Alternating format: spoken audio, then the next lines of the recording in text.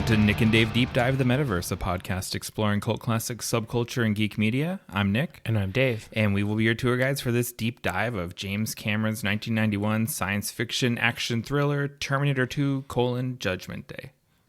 This is a big one. This is a big one. This is considered a blockbuster. It is, and so I saw this in the theater, probably not opening weekend, or though maybe, and this movie hit hard. Like, it played in a way like the Avengers movies play now, like where people cheer, and like it was well received. Yeah, for sure. It was generally beloved. It won it won 2 Academy Awards, Best Makeup and Best Sound, but it was nominated for 4 more than that. So it was the first film also to win an Academy Award where its predecessor had not even been nominated. Oh, interesting. Yeah. Yeah. So I found that to be interesting trivia. And in reading around about this movie, there's some other weird things like this is considered on many critic lists to be one of the best science fiction movie of all time, which I think that's bold. Or a science fiction action movie. I think that's usually the distinction. Maybe. Yeah. And it's really interesting that James Cameron wanted this to end the franchise. This was not supposed to go on, but then it was followed by Terminator 3: Rise of the Machines, Terminator Salvation, Terminator Genesis, Terminator Dark Fate, and then a TV series. Yeah, and that shows in the deleted alternate ending, if you've ever watched that, with where John Connor is like a senator, and you see like old grandma Sarah Connor looking over like a sort of liberal utopia Los Angeles in the future, having prevented Judgment Day. That's interesting. And then very close to the premiere of the movie, they put that open-ended ending onto it. So I think even Cameron kind of knew, maybe I do want to be able to come back to this. Yeah, well, and I think most movies are better when there's a looming possible threat or whatever. Like, you know, the traditional Hitchcock Birds ending where the birds leave but they fly toward land. Yeah, you know, it's like, okay, they're not bugging us anymore. Yeah. This is a pretty great movie, and I think that the cast is really good. I mean, there was I don't know who they could have cast to do better versions of these characters. These actors really killed it. It's really very iconic. It's I have in my notes later when we're talking about the performances, this is peak Schwarzenegger, and very literally this is the high point of his career. It's all downhill from here.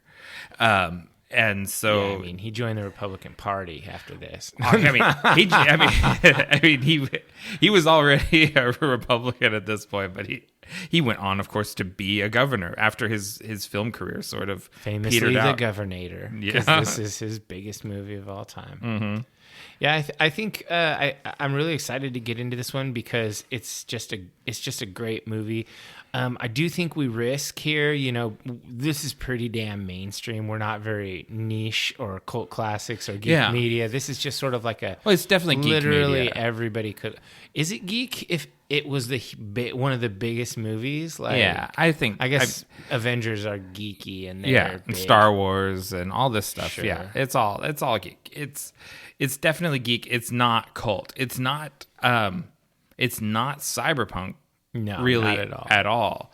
The first one kind of was. The first one definitely was, and even Aliens had a real cyberpunky feeling to it. The Abyss was not. And this one is not. I mean, I think it has an edge. Like, I think the Guns N' Roses song is the lane that it's in. It's like, it's next door to punk, but it is not punk. It's arena rock. Yeah, I didn't even call it in the same neighborhood as punk. Cyber arena rock. All right, so let's roll for initiative and get into it. Okay. 18. 7. You go first. Man, I'm just the best at initiative. It's this loaded die you gave me. All right, so this is a multi-part story. Okay. So it's my only one, but Warner Brothers have the rights to the Lord of the Rings properties, and so they have new movies planned. There's one in development. They haven't really released much in the way of that, and they use the term movies. It's plural. They have an animated series. We have information about that. That's called Lord of the Rings: The War of the Rohirrim. And that's actually an animated movie for Netflix, right? Yeah, something like that. It's made by a it's got Japanese creator, director and whatnot. Do you think they'll get God, what's his name, Judge Dredd, to do the voice of Éomer? Oh, I don't know. That'd be pretty cool. Why can't I think of that guy's Carl name? Urban? Carl Urban, yeah. I mean, that would be rad. That would be really cool. If they did. Yeah. Although this is before Éomer was even born. Oh. This is set. He's an earlier horse Viking. Yeah, this is basically the Rohirrim, in a war from their history, because there's so much lore in the Lord of the Rings that's just completely undetailed. It's just and then the Rohirrim fought a war of blah blah blah against such and such. And would Theoden be alive? I don't think so. I think this is 150 years or something. Yeah, but in Lord of the Rings, some people live that long. Yeah, that's true. Some, like Gandalf. Yeah. Another thing that's really interesting to me about this, and it's kind of bundled with it, is that they 6 new games were announced. Oh wow! Yeah, okay. 6. And I don't have a bunch of information on those, but I'm really trying hard not to feel like this is just milking an IP for all that it's worth. I mean, we already have Rings of Power on Amazon, which was solidly in the okay category. It's not bad. It took half a season to get interesting. Yeah, literally 50%. Those last 2-3 episodes were very compelling. Yeah, and it was a slog to get to them. It was hard. So I'm curious. What do you think? Is this going to tarnish the legacy? Should we just? I mean, or did the 3 Hobbit movies already do that? Yeah, I don't expect this to be worse than the 3 Hobbit movies. Ooh, I bet it will be. You think so? I mean, I won't get excited or anxious until I see who's involved in this stuff. Well, Peter Jackson has been. They did say he is quote in the loop. Yeah. So he's a part of the Warner Brothers Lord of the Rings team. Yeah. He was in the loop at the beginning on Rings of Power too, and then they just let him fall off the edge of the loop, basically. We don't care what you have to say. Yeah, kind of, because he had, dissenting opinions or whatever, and they're like, yeah, never mind. I tried to play a previous Lord of the Rings game, the one where you play Aragorn and you're doing the combo fighting and all this stuff. And I hate that kind of style of combat, the flow combat or whatever. I hate it. It's just so lame. Okay. I feel locked in on rails. Yeah. So I returned that game because I played it for less than an hour. Wow. That's how Steam works. If you play it for less than an hour on a PC, you can return it. Interesting. I've never isn't there a MMO Lord of the Rings game or something? Yeah, but that's it's really old. Yeah. Is it really old? I think it's still going though, but it's it's in its twilight years. It's kind of like Eve, right? It goes and it goes and people still keep paying money. And so it's more profitable to run it than to shut it down. And nobody has offered a bunch of money to do a new MMORPG because they are so expensive to develop and make. Right. But anyway, I find this to be troubling news. I wasn't troubled by it. I think it's interesting. Warner Brothers is Grima Wormtongue to the Tolkien estate. Well, it's the Tolkien estate doesn't have really integrity. No control over the brand anymore. They've sold it off. Yeah, they did. Yeah. And I think this is one of these interesting corporate things because this is going to really harm Rings of Power. Because a bunch of shitty movies and video games and that's an assumption that's not based on nothing, but it's a big assumption. The Warner Brothers stuff is going to feel more legitimate because of its direct connection to the beloved Peter Jackson trilogy, while the stuff that's coming from Amazon is only limited to the appendices. They can't touch anything from the books proper or even from the Silmarillion.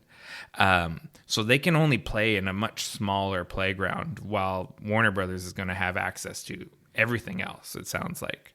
Yeah, so it's going to be hard for Amazon to kind of compete with another Lord of the Rings with... I think if they put money into this, like a lot of money, we're talking, like if they put like Game of Thrones, or I should say House of the Dragon money into it, I can see this going somewhere. But if they try to cheap out, it's not going to be good.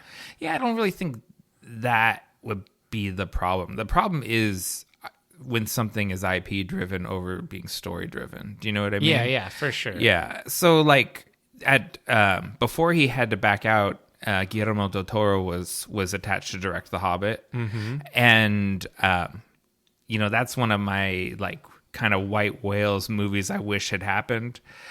So I'd love to see Del Toro come and direct something, because it's a world that he's familiar with and has affection for. I think he might solve the problem of, if there's no story written for a character, he can write the story. But something like The Hobbit, it's pre-written. Yeah.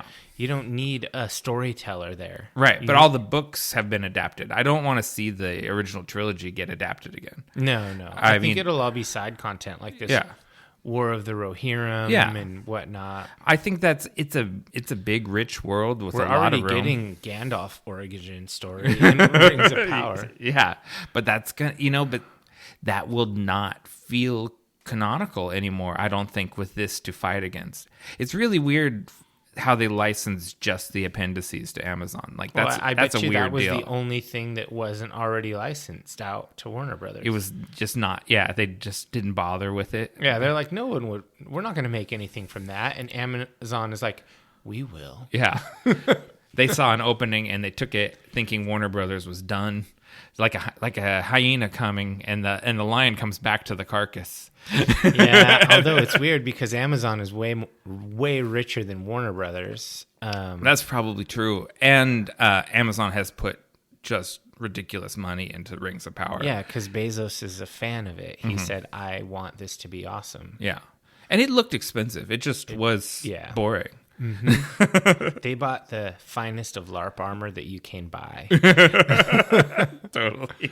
So what do you got? All right. So in theme with today's episode, just announced from Netflix is a series from Arnold Schwarzenegger called Fubar. Oh. And Arnold said, "Everywhere I go, people ask me, when you're going to do another big action comedy like True Lies? Well, here it is. Fubar will kick your ass and make you laugh. And not just for 2 hours, for a whole season." So.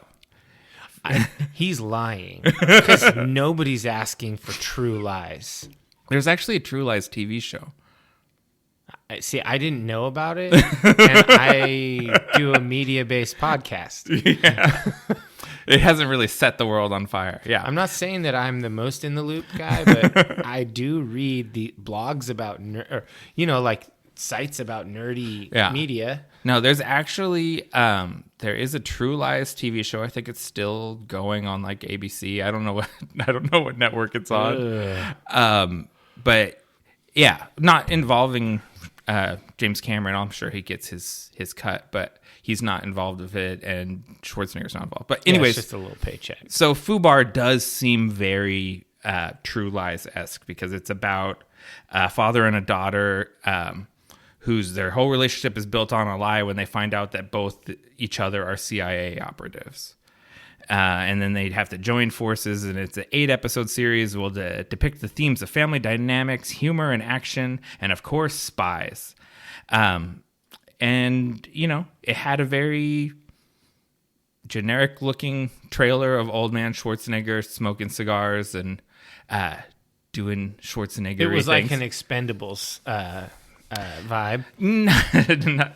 It's not the Expendables tone. It is much more like True Lies, but now he's a grandpa. Like, it's that sort of thing. I don't know. We'll see. I don't hate it yet, but I'm ready to. You're always ready to hate it. I mean, that's sort of my role here. Yeah, that is. See, I'm not quite optimistic enough to counterbalance your hate. Because I'm just sort of like, yeah, that might be okay. We'll see. Yeah. I don't hate it yet because Schwarzenegger normally makes decent stuff, but he has also made some stinkers. He has. And I actually consider True Lies to be one of his stinkers. Like True Lies, Kindergarten Cop, Twins. He's got some highly mediocre titles. No. All of those are before the mediocre movies. Oh, wow. Eraser. That was bad. End of Days. Like those ones. End of Days was better than Eraser, but it wasn't good. It's no Predator. No. It's no Terminator 1 or 2. It's no Raw Deal. Commando. I love Commando. Raw Deal, I think, is not very good.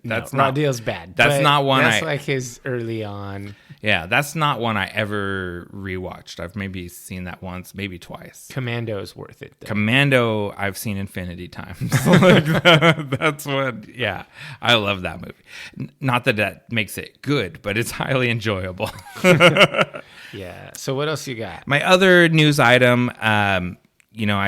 I've backed off on doing so many of these because so many the older generation of creators has been passing away. But this was kind of a big one. Leiji Matsumoto, the creator of Space Pirate Captain Harlock and Space Battleship Yamato, passed away. And those are just foundational anime. He's an extremely influential creator. And he died. He had a heart attack last week, and he'll be missed in the world of anime. Yeah, for sure.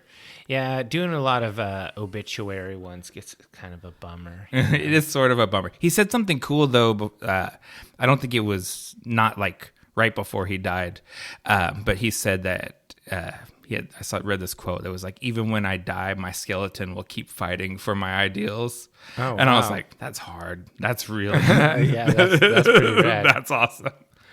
All right, so what do we got for podcast fuel today? Our podcast fuel today is a Radberger Zwickelbier. It's they're kind of trying to capitalize on the hazy craze and call this the hazy, but Zwickelbier is an unfiltered lager that it's poured off earlier in the fermentation process, right? So this would be kind of halfway through. They pour this off to test the beer. Yeah. And it's sort of like a preview thing, and then it's quite tasty. So people like these beers. Yeah. Just their description. It contains suspended particles of yeast and protein. In the past, only the master brewer was allowed to draw the deeply cloudy beer from a special dispensing device called a Zwickelhahn, and that privilege has been relaxed, and so to the delight of all those who love fresh, quaffable Zwickel beer, we can now buy this in cans. Yeah, they're trying to make it sound like the forbidden fruit. Mm-hmm. I don't think they know how capitalism works. Well, this is Austrian and not German, but their beer industry is so heavily like regulated, like to maintain the purity of the traditions and stuff. So relaxing the laws on stuff that they can produce or release is quite a bit more complicated than it here is in America, where money rules everything. Yeah. But yeah, this is good. I like Zwickel beers. There's a fest is not the right word, but there's an event in Oregon called Zwickelmania, where you can go around to kind of all of the breweries and do tastings. Like most Oregon breweries participate in Zwickelmania. Actually, I think you've gone to that with me. I think I might have. Yeah. I'm thinking about it. I was like, wait, Dave was there at Zwickelmania. Yeah, so that's an event I always enjoy. So I like these Zwickel beers. In the coming summer, I think that's one thing I'd like to do more of is some more beer fests. More beer events, yeah. Yeah. It's a lot of fun. COVID's over, right? So we can go do social things again. That's the sad thing. It will never be over because we didn't do a proper a proper response to it. So now it's endemic. So you have two choices: go everywhere in a mask or just YOLO. And I choose to raw dog life. That's the pull quote. It doesn't fit the episode at all. That should be the title. I choose to raw dog life. Hey, you got to have your philosophy and stick with it. All right, so let's take a quick break and then get back with our deep dive of Terminator 2 Judgment Day.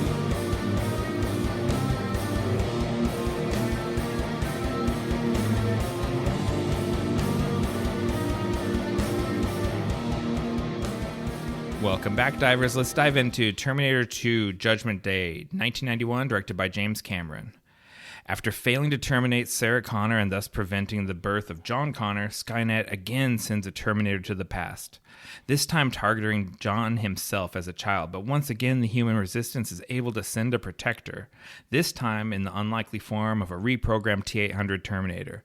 Together with his unorthodox protector, John must survive the advanced Terminator pursuing him, rescue his mother Sarah, and prevent the apocalyptic future known as Judgment Day. So you know how they didn't succeed in killing John from the very beginning? Because John exists. Mm-hmm. The fact that they are around to send somebody back means it has never been successful. Yeah. Otherwise, they would not ever get to that point. And we talked about this in the last Terminator episode. The whole thing is a time loop because the Terminators, and this is explored quite a bit more in this movie, the Terminator technology is developed from the Terminator that was recovered from the first movie. Which shouldn't have been possible. Yeah. Well, unless it was just a loop or something. It's that thing of predetermination, right? Like it's always going to play out the way that it was going to play out. Yeah. So it's all predictive. It seems like, like I said with the first Terminator, it feels like the thesis statement is in conflict with what happens in the film. This movie, it seems like they do manage to actually change fate and break away. So they do have an effect on the future. Maybe. Unless that change was the future that Skynet sent back. Like you can't know if if it would have been different had this not worked. I don't know. That's the thing is you can't, like, what was the movie Looper, where he basically says we don't talk about time travel. Yeah, he's like, I'm not gonna just sit here and do diagrams of straws. Yeah. No, I loved how Looper just was like, no, never mind all that, how it works. Yeah. And I watched a YouTube video yesterday explaining the Terminator timeline, and the guy explaining it used the analogy of a stretched out slinky, and it's these repeating loops, and you can get off the loop at different points, but it's not like the Marvel Comics branching timeline with all the different variants. The Terminator timeline is a spiral, and it's like it's pretty complicated and doesn't quite jive all the way through. There's a lot of illogic going on. All right, so there's a lot to talk about in this movie. So you want to just jump right into the storytelling section? Let's go for it. So one of the things that I thought they did in this movie, storytelling wise, that I normally hate is voiceover. Yeah, I was wondering how you were going to feel about the voiceover. I think that normally it's cheap, and but this really, I don't know. It was extremely effective because a lot of the movie is show don't tell. Yeah. Like, that's actually my next point, is how well they do that. Yeah.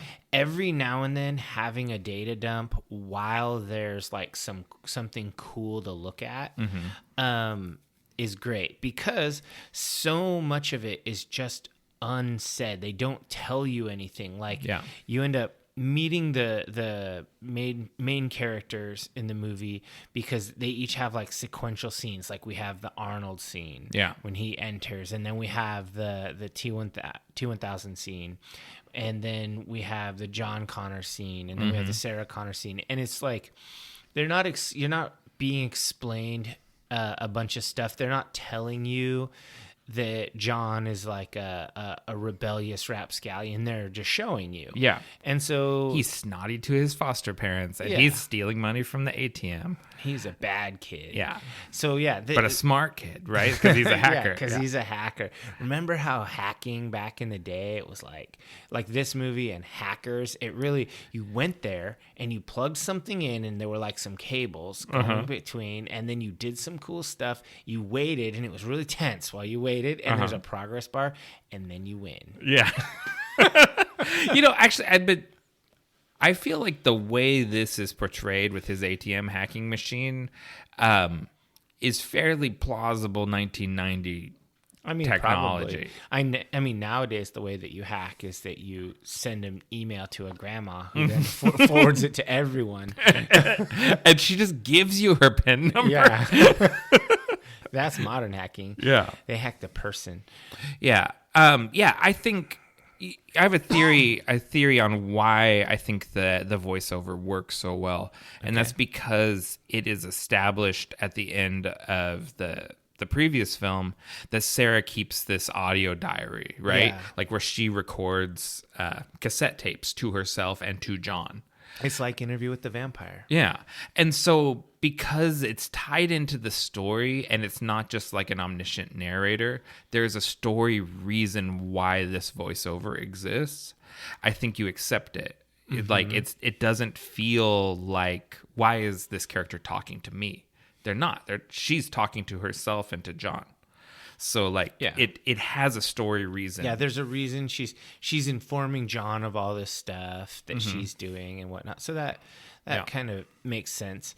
So I really like how they follow the 4 points of view until various ones start linking up. Yeah, and from that point, it becomes kind of a slasher movie, just like before. And so I think that they kept with the same formula for the most part. Yeah. But they had some interesting kind of, I don't know, like preludes for every character. Yeah. You got the like if you were writing this as a book, you got the day in the life of before you get on the monster chase. Yeah. So I did not include horror in the genre of this. Should I have? Do you think this is a sci-fi horror movie. You think this does, because it's more action than horror, but sure. It was like with the first Terminator, I wasn't sure if I should include action in the genre. Yeah, and in this one I'm like, a is sci-fi this slasher movie? And this one is almost like an action horror movie. It's just the monsters are scientifically based. Right. Yeah, it is a genre mashup, but that's a James Cameron thing. He always does that. I think another thing this movie does is it very elegantly echoes the first movie. Like there's sort of like repeated shots, like when the T-800 fights with the T-1000 and he gets knocked out the window in the mall and then gets up. It's almost like the same shot from Tech Noir when the Terminator goes through the window. Like it's he plays it the same way and everything, but it's an entirely different setting. It's in this brightly lit 1990s mall, and like none of that noir is present. But it's like it takes moments from the first movie and reframes them in a modern context, and I think it does it much better than a lot of like, you know how like so much of mainstream cinema right now is like, remember how cool Star Wars was? Yeah. And like, and it's very like, it feels really cheap. This feels like this is how you're supposed to do homages. Yeah, I agree. It shouldn't be, it should be unspoken. Like if you know, that kind of a thing. Yeah. I think if we hadn't watched the first Terminator so recently, I would have missed a lot of them because they never hang a hat on it and say like, look how clever we are. And that's I think there's a lot of directors that like to do that like to do extremely subtle homages to different things. Yeah. So there's kind of a Easter egg thing going on. Yeah, for sure.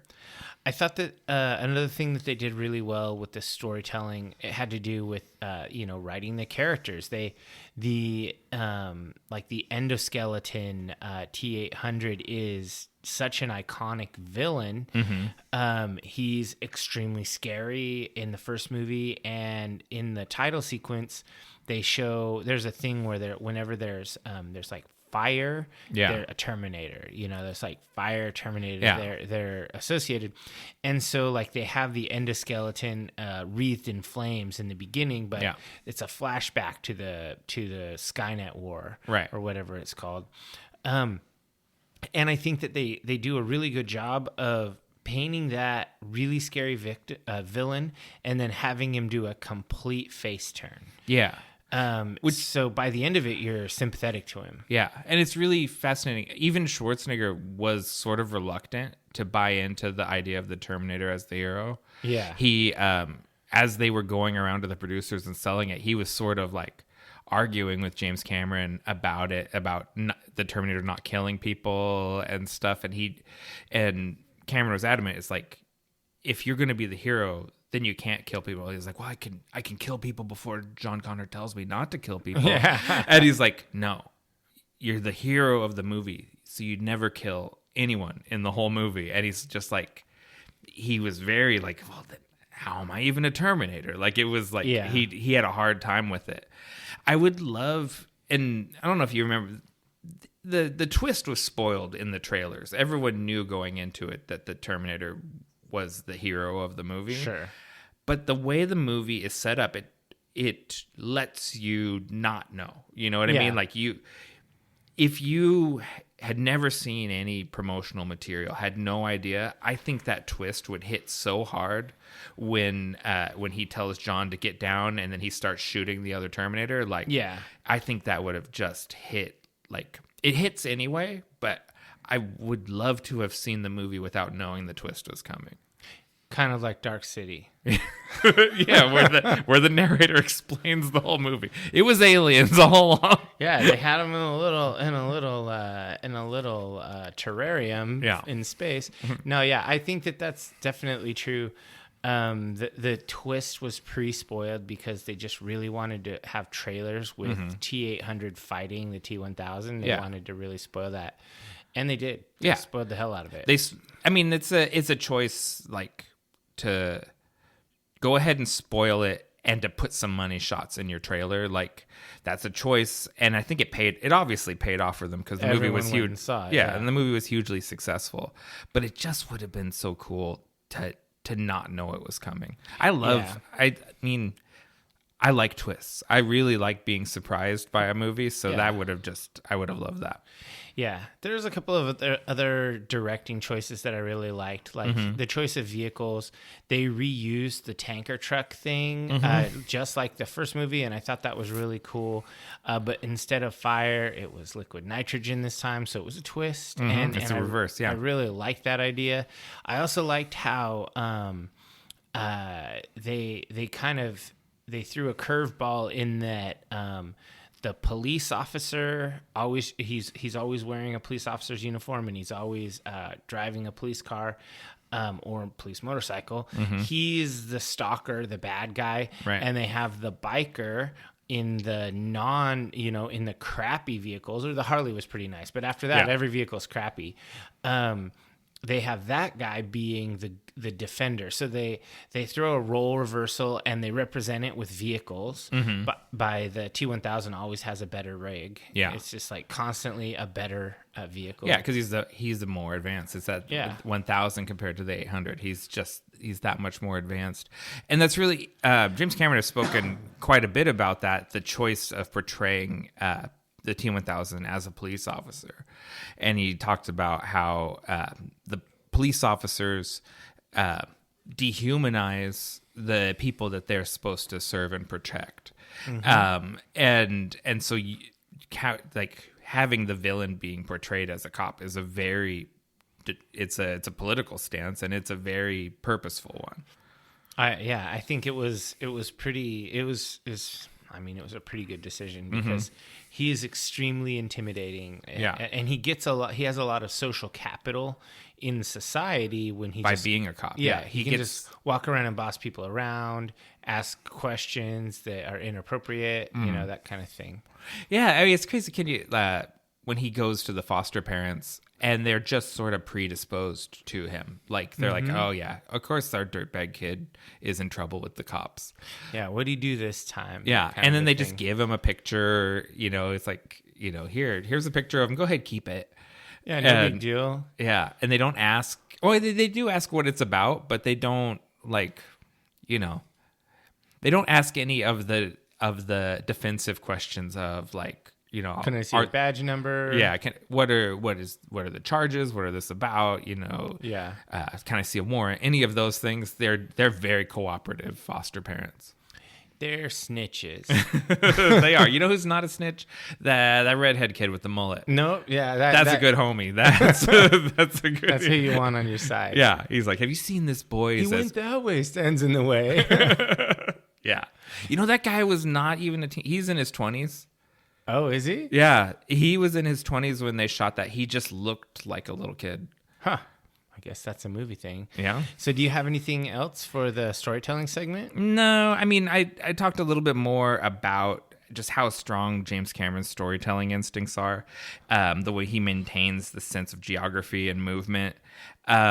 He tells like very broad, mythical, archetypical sort of stories. But that's why they hit the way they do with such big audiences, because you just instinctively understand a James Cameron story. You know what's what and what's going where and who's who, and it just all works. It's all tight. Yeah, for sure. I agree.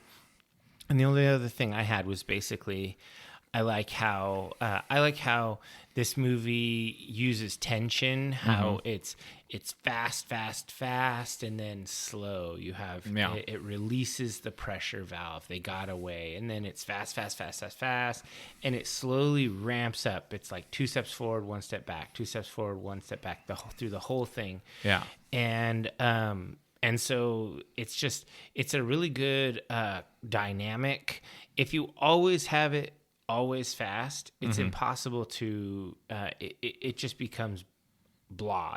You become numb to that tempo. If it's always fast, it has to be very short. Yeah, you know what I mean. So like this sort of rising and falling is really, really good storytelling. I really like that.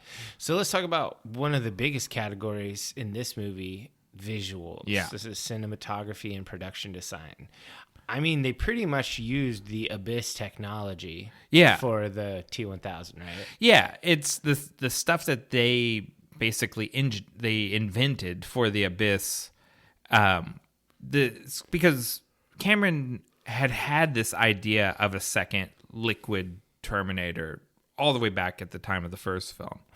But there was no way to really achieve it realistically, right? Like they had sort of looked at doing it with stop motion, and you could see some early models, but it just wasn't convincing, like the sort of claymation style. This movie would have been a lot more realistic if they used real Terminators.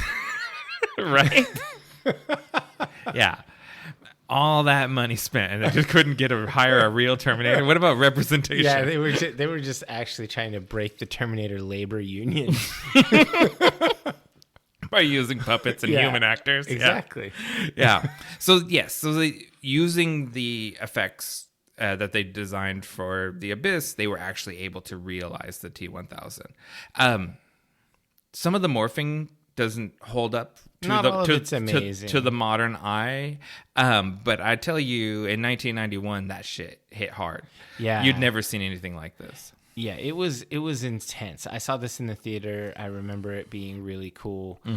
There are some things that are just beautiful scenes that just really crush. And during the opening desolation sequence, where you have the playground with the skulls, it's just chilling. And then later they revisit it in one of Sarah's memories, and there's a flaming merry-go-round. Yeah, that's haunted. That's what I was thinking when you were talking about it. That is the image I was thinking about. Is that merry-go-round? Yeah, it's just like darkness. I think that they really nailed it with the calling them a flashback scene is weird. Flash forward scenes, where you're looking at the future war. It just looked so much more compelling than the first movie. Yeah, I was thinking that because we've talked about across these James Cameron movies how the flying vehicles that's the one thing that doesn't quite look right. Yeah. They finally got it with this one. The flying hunter killer looks good. It looks just like the future they show in the first movie, but with like a budget. Yeah. You know what I mean? Like, and it's like, this is what you wanted it to look like the first time. And I think that was really awesome. And then just to piggyback on what you were saying, the Judgment Day scene where you see Los Angeles destroyed by the atomic bomb, that is haunting, man. Like, and Sarah kind of like burning up and in the flames, and all the kids turning to ash and all that stuff, like, that just hits hard. The extended cut has 2 dream sequences like that. Oh, okay. So they really hammer that home in the extended cut, and they're rough to watch. I mean, I've said it before. I'm really interested in the future war stuff. I guess I should watch these the sequels and stuff. Go back, watch, which one is it? Salvation is the one that's set all in the future. Yeah, and with I mean, Salvation has its problems, but it's like Christian Bale is John Connor, and it's all in the future. I actually saw that one. Yeah, Salvation's. I actually like all of the Terminator movies except for T3. That's the one that I really didn't like. I even like Genesis, which everyone hates on, but I like Khaleesi as young Sarah Connor. I think she was good casting for a young version of Sarah. Yeah, that's one of the things with the time travel franchise. You can just go all over the place. People don't like Genesis because it's very sappy, because it's like where the Terminator kind of raises Sarah, and it feels very family, and so people don't like that. It's like this is a pretty family movie, honestly, but it goes over the line. Yeah, I think that this has a lot of devastation in it, and it's got some sad boy moments. Yeah. I think that the endoskeleton looks better than ever. It just looks amazing. Yeah. It's highly polished. That skull is so iconic. It's just really good. I think that it's hard not to appreciate the effects in this movie. It's just like it's an extravaganza. Yeah, and that's so down to Cameron's original design, inspired by a dream, and you get a full body shot of the T-800 endoskeleton stomping on one of those skulls, and it's very effective. I think that it works very well.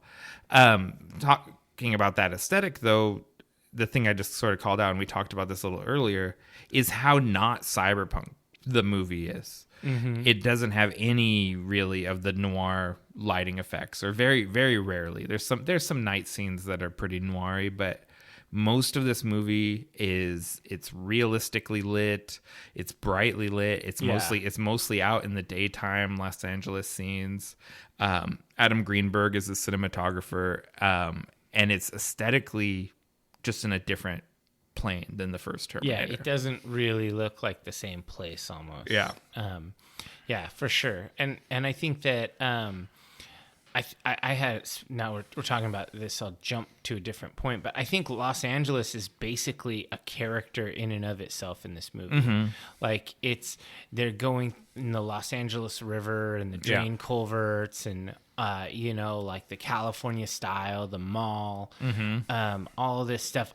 And then they're up in the hills and they go out into the desert. I feel like this movie is, it would be impossible not to know that this movie is set in Los Angeles and Southern California. Yeah. It's pretty cool. I like that. This is a very LA movie. So was the first Terminator. With very recognizable locations. This is something I get, again, because Cameron is such a pop filmmaker, but I think his movies work. They always work. And so I was like, what does he do that a lot of the modern IP filmmakers don't do. And one of the things is everything is filmed in like Georgia or Vancouver or Toronto. Yeah. And you see Atlanta standing in for another city, or you see Vancouver standing in for another city, and it doesn't work. You know, like when I think like Jackie Chan Rumble in the Bronx. I always think of that because I think they filmed that in Toronto. Yeah. And it's like looks nothing like New York City at all. And it's called Rumble in the Bronx. Yeah, and so it's like that is just one more thing that reads as false to you. Whereas this, it's like when you're watching it, you know, you could go and find all of the places and kind of plot the geography of what happened in it's the like movie. Repo Man. Yeah, it's LA, like setting it in LA and setting it and filming it both in LA grounds it in reality and makes you identify with it more. For sure. Do you want me to just keep going through points? Because I got a lot of them. You got more? Let's keep going. I got a lot more. I really liked overall the visual effects. We kind of talked about the T-1000. But one of the storytelling elements that was a visual effect that I thought was really cool was using the Terminator's visual overlay as a tool for storytelling and conveying information. I thought that was really cool. It actually reminded me a bit of Escape from New York, how they use like primitive digital stuff. And that's actually kind of a cyberpunk aesthetic there. Yeah. I thought that was really rad. And I you know, having done that whole cyberpunk series, it makes me appreciate that kind of lo-fi effect as a tool for storytelling even more. It's like conveying information, because humans, we can look and read really fast. We can take in a lot of these things like the gauges and monitors and all these different things. I thought that was really well done. They didn't do it a lot through the middle of the movie, but in the beginning and at the end, it was used a lot more. Yeah.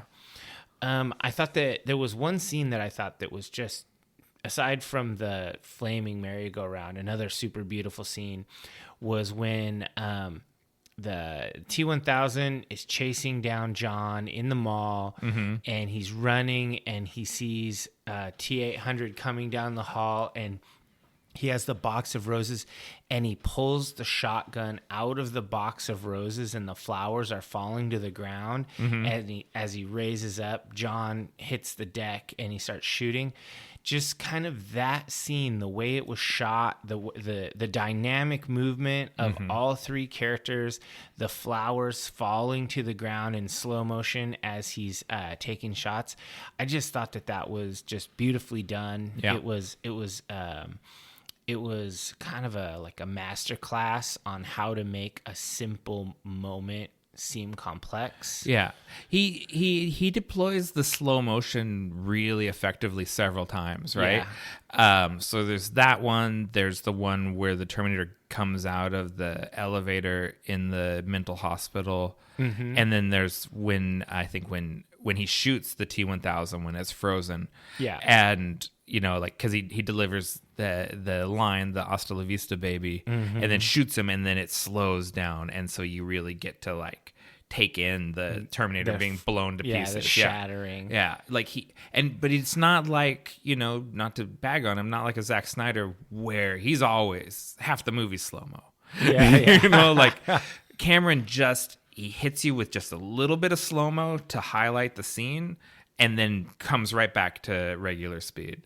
And I think it's elegant is the word I would use. He deploys it really effectively. Yeah, I think that is really cool. And another thing that I noticed in the visuals is how they advance the damage to the T-1000 through the film. It starts off very simple, like little bullet holes, just little mushrooms coming out of him from the shots.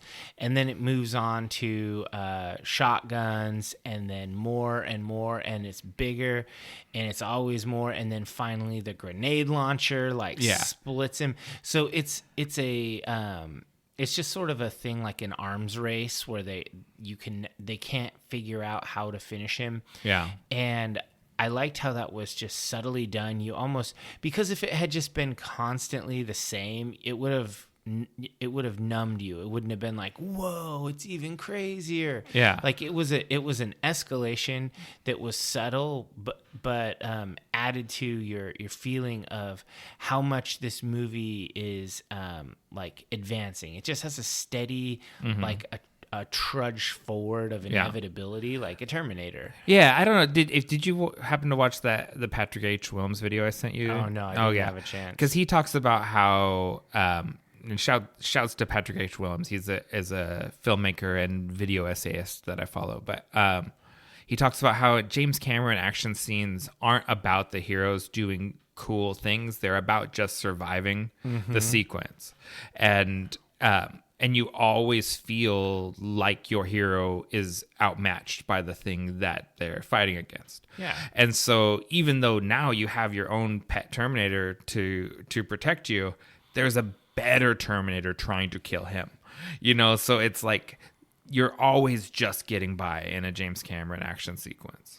Yeah, and so I on the theme of more cool T-1000 VFX, I thought that the tile floor scene was visually stunning. That one's dope. That was amazing. I was like, it still looks rad to this day. I love the spike finger thing. Yeah. I remember when I was a kid doing that, like pantomiming that to my sister, and she's like, "Don't do that." I can imagine that. Yeah. And then you already mentioned it, but I thought it was actually the best VFX for the T-1000 was when he was frozen and he shattered. I thought that was the culmination of insane, like, how can we fuck this thing up? Yeah. And that was kind of the top tier of how much can we beat this guy down. Yeah, and that kind of highlights something and that you've been kind of beating around a little bit, is the transition between the digital effects and the Stan Winston practical effects is so smooth. Because like that is a puppet, right? That they blow up there. Yeah. But and they, or like when he gets blown up with the grenade launcher, that's a puppet, but then as he reforms and things like that, those are digital effects. Or like the splats on his shirt, those are practical effects. But when they close, it's a digital effect. And it's all just married together so well. Yeah, they massage these things so well. Yeah. So that's what I have for visuals. What about you? I mean, you covered it. You got more than me. I'm on to audio. Ready to talk about Brad Fiddel's score again. That's got to be the first thing you talk about, because immediately when the movie starts, that score, you're just like, oh my God, I'm back in this thing again. Yeah. This is crushingly haunting. This is desolation. It's like this music is, it moves you. It does. I think that the dun dun dun dun dun dun dun dun part of it was just in my head for months after seeing this movie. See, I'm more of a you like the somber part of it? Yeah, that's that part. Like it's haunting. It is like haunting. So it's sad. Ominous. Like it's like a lament, and so I love it. And then of course the real staccato drum stuff, and I like how it's kind of synthy, but it doesn't feel like, I don't know, like 80s synth poppy. Yeah, it's not like a John Carpenter synth score. It doesn't, even though it's reusing so many of the same motifs from the first movie's score, it doesn't feel retro. It's like it feels very modern, and it's good. I was listening to it on the drive over here to your house, and it's still very listenable. And it's one of those scores, when I listen to it, I see the scenes from the movies. Like there's the score is so evocative. It takes me and shows me the scenes that it belongs to. Yeah, there aren't a lot of other movies that have a score that is so tied. It's like Star Wars. Yeah. I mean, it's on that level. Yeah. It's so good. It is. Brad Fidel. Yeah. Good work. He's a killer. Good work. Other than that, there's some really subtle sound design choices. You said it won the Academy Award for sound design. Yeah. there's moments where you can hear the gears and servos inside the Terminator, like when he's moving, like when there's no music, and it's just very quiet, and it's just, oh yeah, he's a machine, like he has machine parts inside. Or like the T-1000 makes some very creepy animal sounds, and and that sort of squishing sounds as he comes back together and things like that. Everything is very moody. Like they all set a tone and evoke a feeling when you hear them. Yeah, I have a bullet point here that basically says the same thing, how they added sound design after the fact to make the Terminators both feel more like Terminators and not just like a person. And that comes down to, those little whirring gears, the little, you almost get like a sound shift when you're looking at his visual overlay. It's like in his head. Yeah. That's true. Yeah, that's another good one. And there's a subtle thing that they do in the action sequences that makes you feel like they're stronger and heavier. They have louder. They have like more of a thunk of a footfall when they hit each other, when they throw each other into the wall. It just doesn't seem like stunt men being tossed around. These things feel heavy. Like the sound is really visceral when they have these interactions, like a car crusher. It's really strong. When the T-1000 donks Arnold in the head with that big steel girder. Oh, yeah. It's like so powerful. You're like, oh, my God. Yeah. And, that sound sells the impact. It's part of what, when you hear that, you're like, oh, Jesus. Yeah, not that it's a foam girder or whatever. Right, yeah. So, but it's not over the top. To talk about movies, I think That's a great movie. Yeah, Over the Top. Is Fred Savage in Over the Top? Is he the kid? I think so. I think so. It's a Stallone. It's an arm wrestling movie. The 80s were a weird time. Do we need to do like an arm wrestling and other super 80s series? Oh wow, a wrestling movie series. Yeah, arm wrestling would get an honorary because it's a type of wrestling. Right? No holds barred. Oh, that's so good. No holds barred is amazing. It's a bad movie, but I would love to watch it.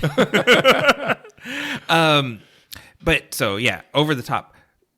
This is not this sound design. You feel it, but you're not aware of it. It's not beating you over the head. It's not like the fucking Transformers movies, which I love to be. I was gonna call out the Avengers for overactive sound design. I think this is way more elegant than either of those examples. Yeah, no, that's fair. The Avengers, the Transformers, I just hear that sound. So you're kind of supposed to. Yeah, but it's like that's too much. It's too much. Like the Transformers movies. You can't follow them, right? You can't follow the action in a Transformers movie. It is just this sort of swirl of jagged metal flying around. And it's like, part of it is that, so you're just being like overwhelmed with the sound and overwhelmed with visuals that you can't read. Like even though it's in slow motion, they're happening faster than you can understand them. Yeah, it's like how magicians baffle your eye. Yeah, totally. It's like if we're just swirling shit around, you'll think that a car is turning into a robot, and it's like no, it just looks like a mess. Exactly. So it's like, whereas this, it's like there's all of these sounds, but you have to be paying attention to pick out the individual sounds. I think that the sound design on this movie was emulated in Snyder's Batman, like his DC movies. Yeah, because that also has really great sound design and it's subtle. It's not in your face. I think that is super important, and I call it out every time we watch a movie that does it well. And I think that was one of the biggest strengths. And I know this movie, obviously they won an Oscar for it. Yeah, it's not a secret. But the score and the sound design were just masterclass. Yeah, you know who does a oppressive sound well is Denis Villeneuve. Yeah, his movies have like in your face sound, but it's not. I think it serves the story in a better way. I think of Villeneuve sound design and the way he uses it and the levels he chooses. It's like putting a weighted blanket on you. Yeah. It's kind of nice. It's immersive. It's just interesting because sound design is not something that you automatically think of until you really start analyzing. Until you become like scrutinizing movies. Yeah, like you get 60 episodes deep into a podcast where you're looking at movies, and then you're like, the sound is important. Or when you're watching a random ass TV show, man, the sound design sucks. Yeah, it's like, did they just hang one mic in the room? I've done a lot of audio recordings with one mic in the room, and they can be okay. Well, that can be a vibe too, if you want. You can do very black metal. Yeah, do the screaming into the headphones thing. Yeah, hell yeah. Anything else you got for sound design? No, I think the only thing I had is not really a thumbs up. It's a thumbs to the side. That was a decision. Was when Bad to the Bone comes on. Oh my God. Yeah. Okay. So it got a big laugh in the theater. That's what I'll say for it. So it worked. It was, when I heard it, I was like, oh God, I guess that was a choice. Like, I have to say, it hasn't held up well to the test of time. No. It worked in the moment. I'll say it worked at the time, but that is a groaner in this movie. And this movie isn't really like a comedy. No. There's not much funny in here. I mean, John tries to tell jokes and stuff from time to time. He's like a Bart Simpson kind of a character. He is very Bart Simpson, that's what I associated when I was a kid. I was like, John Connor's like Bart Simpson, but like hardcore. That's not far from the mark. That's the title for the show. John Connor's like Bart Simpson, but hardcore. Yeah, I'll take that. That's a good episode title. It's a little long, but it's not like our The Lonely Soul Surfer. Yeah, that's the longest episode title. All right, so themes and motifs. Yeah. I don't have much different in this from the last one. Okay. I've got quite a few here. All right. But some of them we've already touched on. Actually, probably most of them we have. The first one is death and children, which I think in this, children represent the future, right? So like the way they tie the flaming playground or the endoskeleton stomping on a child's skull, or how Sarah's dream is set on a playground. The death of children represents the death of humanity and the death of human potential in the future. Okay. And that comes up just over and over again throughout the movie. Yeah, I mean, a heavy theme through this whole thing is motherhood again. Yeah. This is, it's about creation. Like we have the Cyberdyne guy, like, and his kid is in it, and in the Skynet project, the chip, that's kind of his child, his creation. And then we have, like maybe it's parenthood because he's a father, but then also T-800 becomes a father figure. He does. This is like a parenthood movie. Children, it ties with that child theme that you have, and I think that this might also be like a I don't know. I had a hard time thinking of the motif or what you call this as a motif or a theme, but it reminds me of like an anime when you have it's like a one-upsmanship. It's like, you have a Frankenstein, we have a bigger, better Frankenstein. Right. Or like, your mech is badass, how about a bigger, better mech, That is very anime.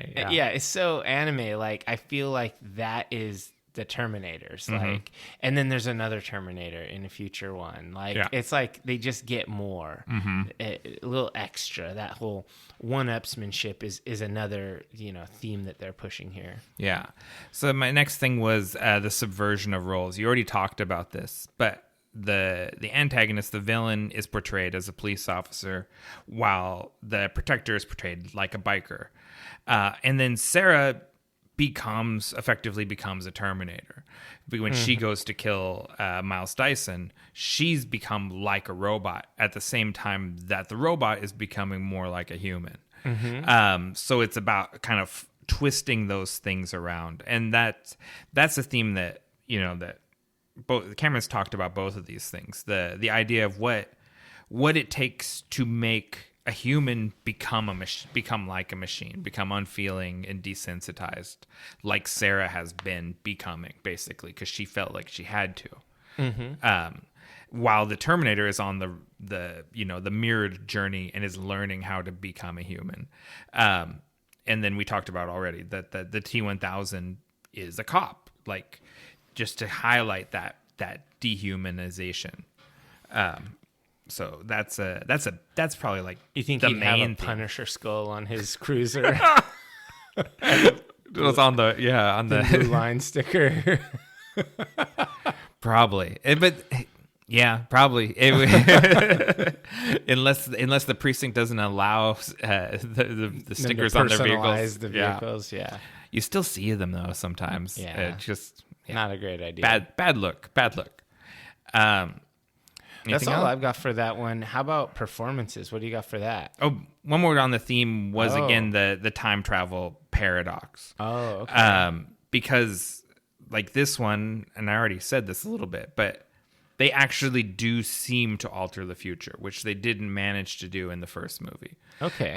So this one lives up to the thesis of no fate, right? That there's no fate but what we make. They actually stopped at least Judgment Day, the 1997 Judgment Day, from happening. In Sanderson language, that's the promise of the premise. They delivered it. They delivered it this time. Yeah. I like that. So performances.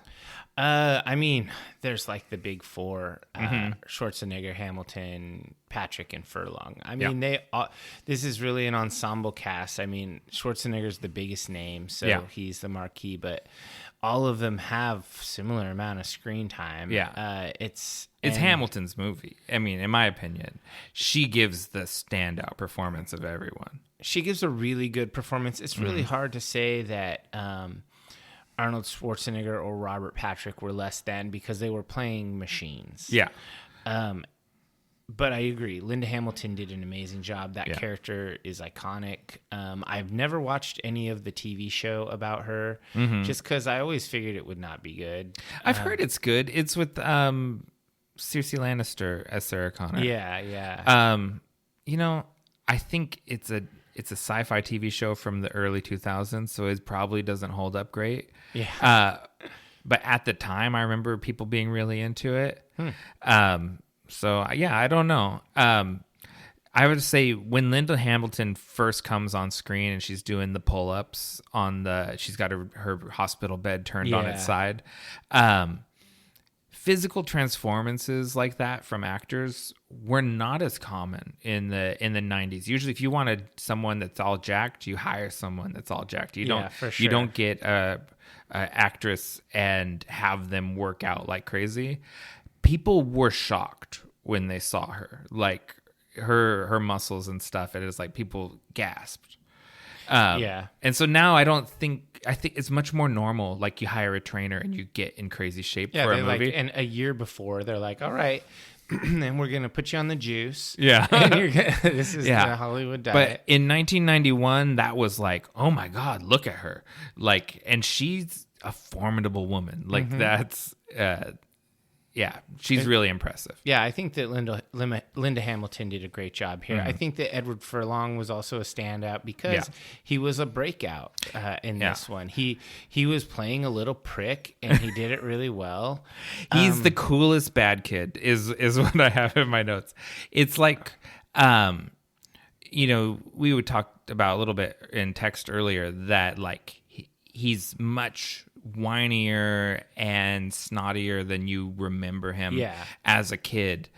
But I think some of that is almost like a sense of embarrassment that we have now when you see this kid and you're like, I thought that kid seemed so grown up and tough. Yeah. And now he's a whiny kid. And you kind of be like, oh, but he's just a kid. And maybe I was just a whiny kid. And I was just a shitty kid. I wished I was as cool as that shitty kid on his dirt bike with his ATM hacking machine. He's the coolest bad kid. He's better than Bart Simpson.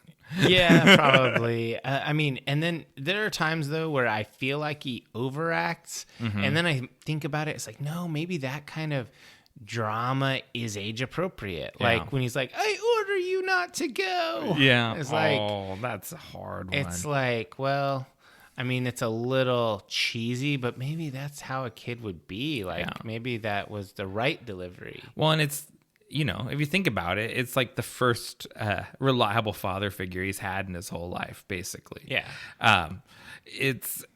John.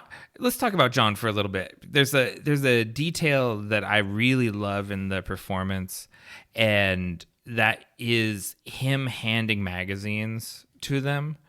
It's never really discussed. It's all just sort of done. From the first moment that Arnold, he shoots the security guard, and then he takes the guy's 2 magazines off of his belt and hands them to John. And then basically for the rest of the movie, John is ammo guy. Yeah. And so while Sarah and the Terminator are shooting, he's handing the magazines, and they're handing guns back and forth. And it's all very natural, and it highlights his weird fucked up childhood where he's like hanging around with like Nicaraguan revolutionaries and stuff. And he's been groomed to be this guy for his whole life. And he says that, like, he talks about his childhood a couple of times, but they don't lampshade it. Like, he just does it effortlessly. He just is handing them magazines. I think Edward Furlong, he kills this. Unfortunately, his voice changed over the course of the movie, and so they had to ADR a lot and pitch shift a lot to try and get a uniform vocal delivery across the movie, and I think that grates a little bit sometimes, but I don't think that's on him. I mean, that's just puberty. Yeah.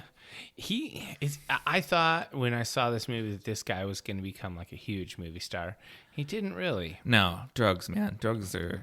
He got new teeth, though. I was looking into Edward Furlong, and he got himself some new chompers. He no longer has meth mouth, and I think he's kind of got his life back on track. So still getting that residual Terminator check. Yeah, I think he's lived off this movie for his whole life. But he's done he did a few other... He did a Crow movie. He's in the third Crow movie. Detroit Rock City was not a bad movie. He was in that, but he had a bumpy career. He had some drug problems, and he had a very troubled childhood to start with, because they found him. He was not a professional actor. They found him in the Boys Club of Pasadena, and he was coming from a very broken home situation. Because they couldn't find any young child actors that could convincingly be like a street kid. Yeah, like basically no one had. They're all too like clean and crispy. Yeah, like basically like Cameron said, he didn't want some young jock. Like he wanted like a kid that felt like a real like hoodlum, and so they went and got one. You know, and unfortunately, when you have that kind of background, having this sort of money thrown at you doesn't always go well. Yeah, for sure. Other performances, Robert Patrick as the T-1000, he's so creepy. He's just so creepy. I feel like he must have been who Agent Smith was modeled off of. Yeah. He has real Agent Smith vibes, but really Agent Smith has real T-1000 vibes. Yeah, I think that's a good pull. That's very accurate. There's something really similar in their delivery. Cameron described Robert Patrick as being cat-like, the way he stalks John, and it's the opposite of like. And he said like if Arnold is a tank, then Robert Patrick is a Porsche. Like he's sleeker and smoother and like slipperier. Sure. Yeah. And something really unnerving he does is how he doesn't blink when he shoots his gun, because he doesn't need to. For sure. But it it's one of just the many little things that make him look inhuman. And his run is the other thing that always stands. He has that really super mechanical run. I acted it out, and you can't hear that on the podcast. Pod right it's there. good audio. Yeah, the way he scissors his arms or whatever when he runs. Robert Patrick to this day is terrifying. Like, he's a very scary man. Yeah, he's awesome. So let's get to the overview then. Oh, you got more performances? We're going to talk more about Schwarzenegger. Oh, okay. Because this is peak Schwarzenegger. And he's not an actor that's known for subtlety, right? But he gives a really great character progression over the course of this movie. Like, as the Terminator develops and starts learning, like, he starts getting all these little quirks from John. Like, he has this sort of, when he picks up the minigun and he grins with that sort of half smirk, and it's the same smile that John does. And like, he basically like becomes, a human modeling John. And it's actually like a very strong arc, and it's a strong performance, and it's something that they've tried to revisit in every Terminator movie, and it just always falls short of this one, because you can't do it again. Like, you can't do the same arc again. And then the other person I wanted to call out was Joe Morton as Miles Bennett Dyson. He doesn't have a lot of screen time, but he has a really strong arc. Yeah, especially his death scene. Yeah. Oh man, the breathing as he's holding the thing, the exhaling like sharply. It's really good. Yeah. So he doesn't have a whole lot of scenes, but he really makes a strong impact. And so that was my last performance highlight. Okay, so what worked for you, and what was your personal highlight? My personal highlight is the dual pursuit from the beginning of the movie. So this is kind of like a long segment, but as we're introduced to the two Terminators and to John, and the 3 points are all converging on each other. Okay. Culminating in the chase through the LA spillway. So like, basically everything from the time Arnold beams in to when John calls timeout and they pull off the road and have an exposition moment. That sequence is just breakneck through the whole thing, and it's real edge of your seat. Like, who's going to get to him first? What do they want? Like, what are the two guys going to do when they get there? Like, that whole thing is just so well choreographed, and it's so well acted and paced, and it's just like, when I think about this movie, those are the scenes I think about, that sequence. Okay, that's pretty cool. Yeah. So for me, my personal highlight is it's when they go to break Sarah out of the mental hospital, because I just think that Linda Hamilton's performance during that whole thing was just so amazing. And then like, there's a moment in there where she's breaking out and they're breaking in, and like, then she's in the hall and she's barefoot and she's kind of running, and she has kind of like a almost, I don't know, like a predatory animals run.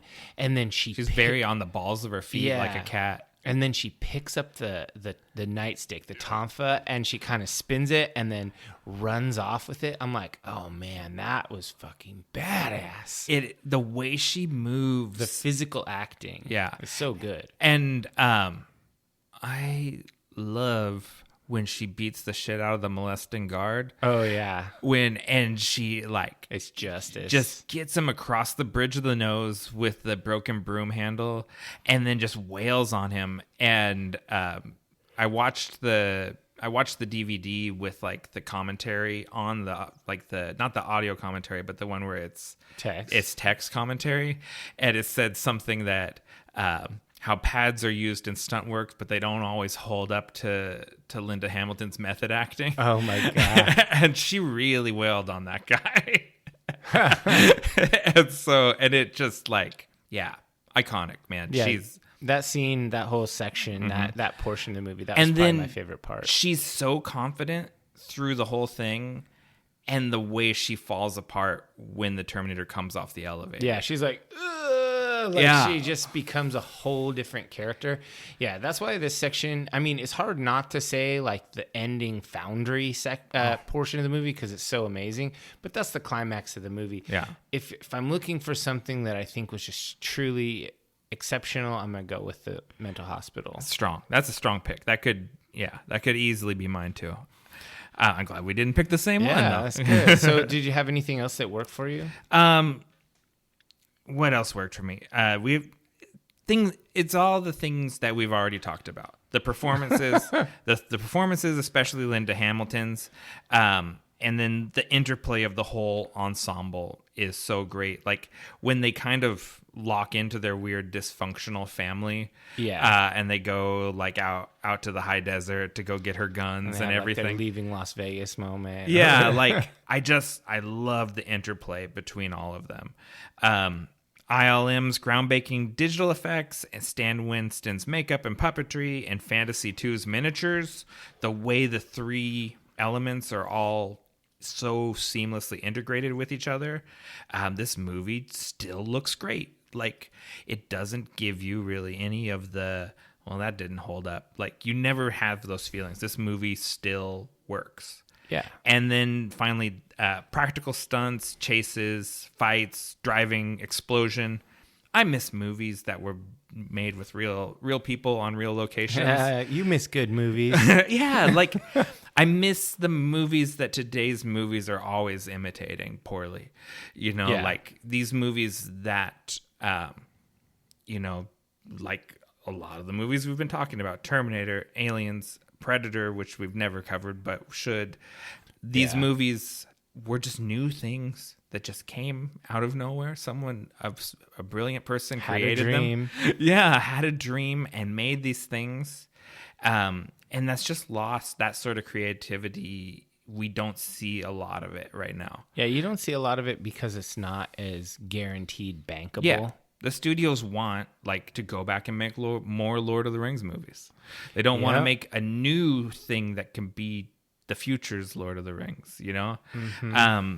So I miss that. But this just like the practicality of the movie, I really connect with. Okay. What about you? I was a little less broad and a little more broad. Okay. So I didn't choose as many things, but what I did choose was a broad kind of meta thing. Mm-hmm. The ebb and flow of the pacing is one of my favorite things about the movie. I mentioned before that it felt really dynamic, and I think that there are moments in this movie that just feel properly slow. Yeah. Like when they're in the car and they're leaving town and they're holed up in that garage or gas station or whatever, and the Terminator just stands vigil all night, doesn't move, same pose. That's just a properly slow part of the movie, and that's great because then it makes the fast parts feel faster and more intense. I feel like the pacing of the movie would have suffered if it didn't have those moments where they hit the brake and they go all the way to zero. That way they can punch it pedal to the metal and it just feels breakneck speed.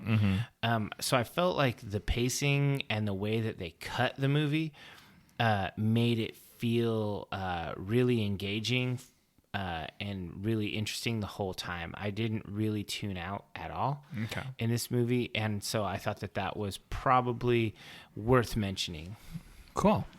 What didn't work for you? This is tough. I had to nitpick at this. Okay. Not much. Almost everything worked for me. I do think movies over 2 hours should really consider what they can cut to get to 2 hours. I can't really think of anything to cut. I don't know what I would shorten. I would hate to cut some of those future scenes because they're so important and cool. Yeah. I would hate to cut any of the John and T-800 interactions, but it's just I don't know. Maybe I can't say what, but it felt a little long. Yeah. I would say another thing was some of the non-score music. like the rock songs and stuff, just take me completely out of the movie. Yeah. It's just like, whoa, that's jarring. I want more Fidel. I want more score. The Bad to the Bone is, I think the Guns N' Roses works, like, because they're playing it on the boombox, right? Yeah. And you can imagine these two kids listening to that. Yeah. But the Bad to the Bone really is what? That's the one you went with? Like, if it had been on the jukebox there or whatever, or maybe, but that stuff was a little immersion killing. How about you? What didn't work for you? So this is really weird because you've been talking about how much you like the pace, and it's the reverse of when we did Aliens, and I thought that was paced perfectly, and you thought it kind of was too slow of a build. This one, I think that the lull feels too long. When we get out to the desert and like before things kick off again and the T-1000 is reintroduced at Cyberdyne, I feel like we have a very long lull there and the movie loses some of its momentum. Okay. I watched the extended cut where the sort of the peaks and valleys are more consistent across the movie, I felt like, with the extra scenes put in. And it didn't jar me as much in the longer cut. I thought the longer cut actually kind of flowed a bit better than the theatrical cut did. Okay, that's interesting. Yeah, which is the opposite of how I usually feel about these things. Well, most of the time, the theatrical cut is the better cut. Yeah.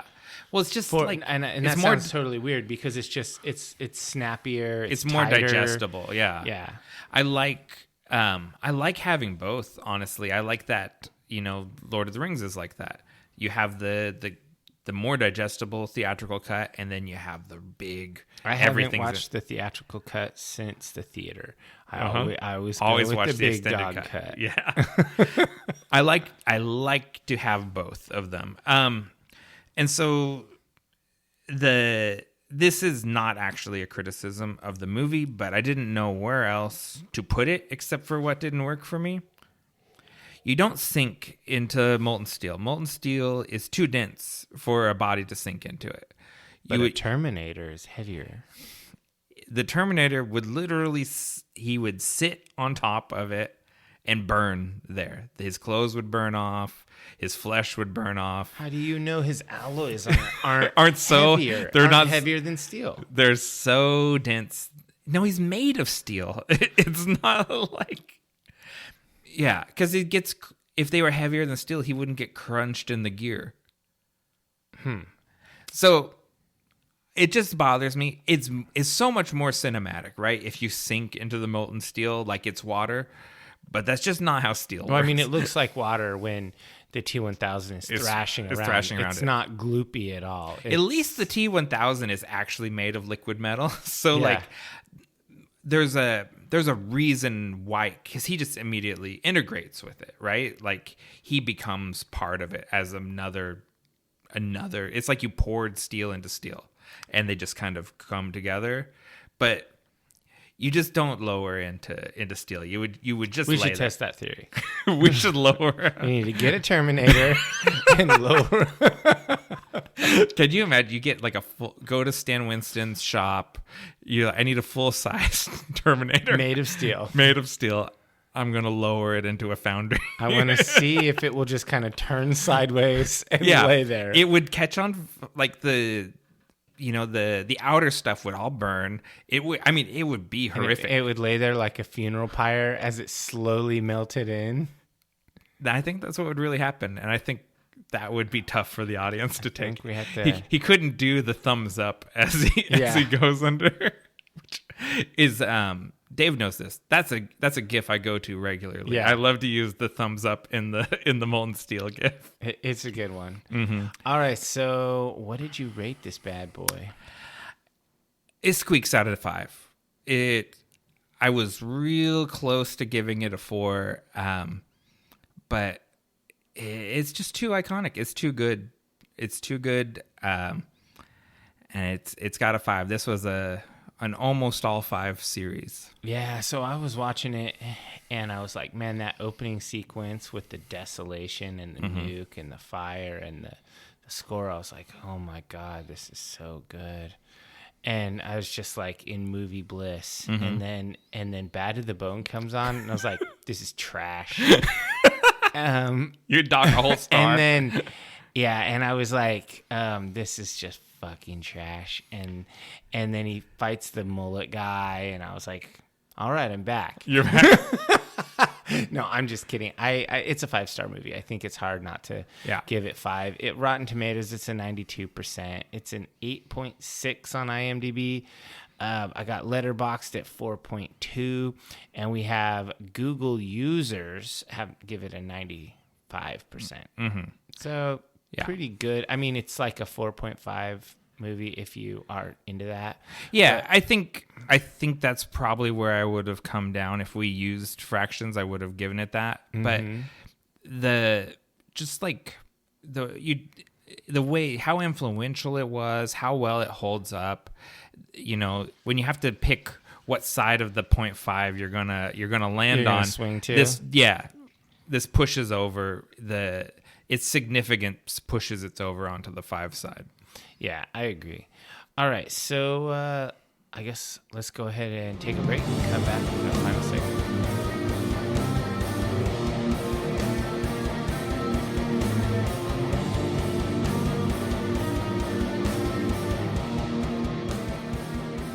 Welcome back, divers. It's time for our final segment, the one where I ask Dave, what are you into right now? All right, so I got 2 things that are smallish. Okay. Disc golf season is back. Okay. Disc Golf Pro Tour has begun. It just started this last weekend, and it was the Las Vegas Challenge. So the first leg of the tour is all kind of more southern, warmer places. And then once you get to summer, it starts going to places that are cold at this point in the year. So it was pretty cool. I know there's probably not a lot of disc golfers that listen to this, but I'm excited about it. Awful lot of people play disc golf. That's a pretty popular sport. And it was a great tournament. I won't spoil it in case you're going to go watch the Jomez Pro coverage. Coverage has changed. Jomez, which is the biggest post-producing channel, they're now doing the MPO, which is Mixed Pro Open, and the FPO, which is the women's division. So that's pretty cool. They didn't do FPO last year. They had a lesser company doing it. So now it's the full treatment. All right. Then the other thing, I listened to an Audible book that was surprisingly charming and good. I was not expecting it to be good. I got it on a lark like a year and a half ago and never listened to it. Okay. I got it because it was on a recommendation list from somebody that I liked, that I thought was, whatever. And then I never listened to it. And then I was between some series stuff, and I was like, I just need like a palate cleanse. So there's a book called An Unattractive Vampire by Jim McDaniel. Okay. And this is his debut novel. It came out in like the 20-teens or something like that. And this is it's described as a darkly comic urban fantasy of ancient horrors in suburban cities. That sounds like your jam. It's though. Hilarious. Yeah, it's about this vampire named Ulrich Beil, who's also called the Cursed One, the Devil's Apprentice, and he who worships the slumbering horrors. He's like a Nosferatu style vampire. Yeah. He's fucking ugly. This is called an unattractive vampire. Yeah. So he wakes up after 300 years of sleep, and he had gone to sleep in New England under a house that he owned and had built, and had a rent system set up through a leasing company that deposited to a Swiss bank account. And so he got dug up. He woke up, and no one believes he's a vampire. Why? He's too ugly. Vampires are beautiful. And so he ends up convincing this lady that he's a vampire, but then he goes on a mission to discover the other vampires in the world and like what is going on, what has happened. And as it turns out, there was a Victorian era vampire that decided that who was a big fan of like the theory of evolution and all of that, and he wondered if he could evolve vampires into a higher form of being. And so he selectively chose people and whatnot, and so ultimately vampires are around and they are beautiful, and they're making fiction about beautiful vampires. And he goes and he figures all this stuff out, and so it incenses him so much. He travels around the world and he wakes up the truly ancient ones, because he's only 1,000 years old. Yeah. And so he's powerful and ancient compared to these shitbird vampires. Right. But he goes and wakes up like ancient, like Egyptian vampire, one under Baghdad, which used to be, like the seat of Nebuchadnezzar or whatever. Yeah. So like truly ancient cities. He goes to China. And he brings these hoary ancients to like storm the compound of the pretty vampires, of the many pretty vampires. It's a really funny book, and it's extremely entertaining and kind of sardonic how it ends. And so I totally enjoyed it. It was like a 9-hour listen, which is, I guess, light for a credit. Usually I expect 15. 9 is sort of like the minimum. Yeah, it's like you're like, if it's any shorter than this, you're ripping me off somehow. Yeah, then you start looking at the dollar price tag to see is it under $10?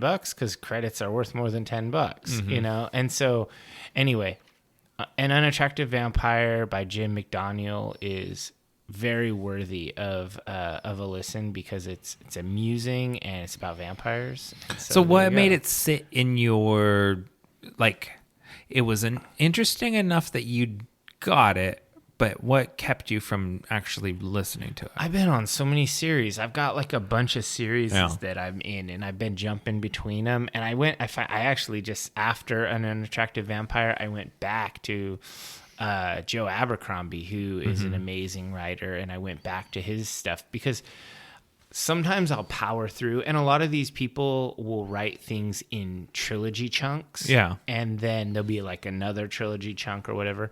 So oftentimes I'll stop and hold off and then come back to it, because I need a change of pace, because some things are just too intense. Listening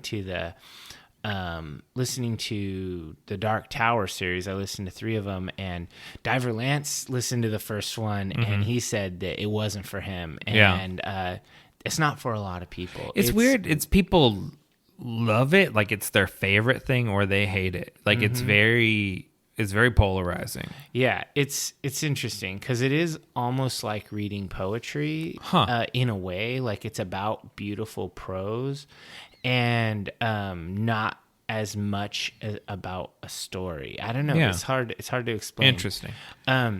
Anyway, so that's what I recommend this month. What about you? What are you into right now? So I also have an Audible book. Oh yeah, sponsor us, Audible. Yeah, they really should. And this is almost a companion. So last week I did Greg Graffin's book, Punk Paradox. And actually at the same time, I had 2 credits. And so at the same time, I bought Kid Congo Powers, his memoir, Some New Kind of Kick.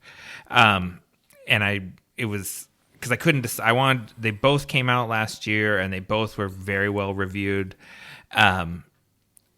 And I ended up listening to the Graffin one first, and then I went straight into this one. And it's described as an intimate coming-of-age memoir by legendary guitarist Kid Congo Powers, detailing his experience as a young queer Mexican-American in the 1970s Los Angeles through the rise of the glam rock and punk rock scenes. Legendary seems like a strong word, because I think he's a music nerd person. He was in the Cramps, in the Gun Club, and in Nick Cave in the Bad Seeds. But he's not. I think if you're not in that sort of milieu, you probably don't know his name. I don't think. Yeah, I didn't know his name. And it was very good. It's a very because I listened to the 2 books one right after the other. The differences are very highlighted, because they're fundamentally kind of about the same. They're a memoir set in the Los Angeles punk scene. But Graffin is an academic guy coming from that sort of background, and it's a very thinky book, and this is much more of a feely book. Like, Mm-hmm. so it was the way the two books sort of reflected each other was just really interesting to me. I don't know. I really, a lot of like the ways he described art in general, music and movies and film really resonated with me. Like the Graffin book intellectually resonated with me. This one emotionally resonated with me. And I really enjoyed it. And if you are into that sort of early LA punk and then death rock scenes, it's a pretty informative book. It's a druggier book, and he had a much more wild life than the Greg Graffin's life, who was he was very like almost jockish in his mentality about things. But I really enjoyed this book quite a bit. I'm an easy sell on music memoirs. I love musicians talking about their lives. I don't tend to read a lot of those, but the way you talked about it, like how he communicates, really resonates with you. That's how I felt about the two David Goggins books. Yeah, because he's a veteran, and he continues to be like lead a really active life and stuff. So yeah, the way he talks about it resonates with me. Yeah, so I get it. I think Graffin's book would resonate with you. I don't think this one would as much. I'd probably be sitting there, be like, you should have made better decisions. Right? I think you would think that, where you're like, where the other one, you'd be like, yeah, that's a logical way to look at that. Yeah, totally. But I like it because cool. I have both those opposite poles pulling in me, the intellectual side and a little more of a wild card in you. Yeah, a little bit. Do you want to do the call to action? Yeah, subscribe to us on your favorite podcatcher, as well as YouTube, Spotify, and Audible. I also want to say, if you listen to us on YouTube, I've had a lot of divers tell me, "Hey, yeah, I listen to you on YouTube. Like when I'm at work, I'll just put it on in another tab because it's not a video." Just click the like button and like the thumbs up. I think you smashed the like button. Smash the like button. Ring the bell. Ring the bell. Whatever. Yeah. No, just like it, and if you comment on it, that actually increases engagement, and let it run all the way to the end, like our 30-second outro.